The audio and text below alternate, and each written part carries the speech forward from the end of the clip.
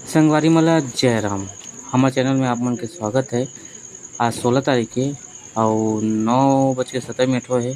जैसे कि आप मन देखत हो कि मिस्त्री लेबर मन सब पहुंच गए है।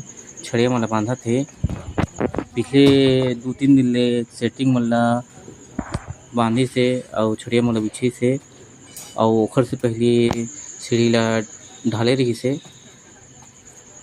अभी पूरी तरह से बंधा गए है। अब अभी 12 बजे है और 12 बजे स्टार्ट करी से ढाले के इधर ढालत घर में बोलते कि बारात जाना है तो हमन हाँ तैयार होके हमन हाँ 1 बजे बारात के लिए हमन निकल गए। अभी हमन हाँ दसंगपुर के लगभग पास पहुँचे हमन कवर्धा जाते हैं। कवर्धा 5 बजे करीबन बारात निकले तैयारी होत रही से। यहाँ आके देखथन तो बारात रही से हमन सोचत रहे कि कहाँ जाबो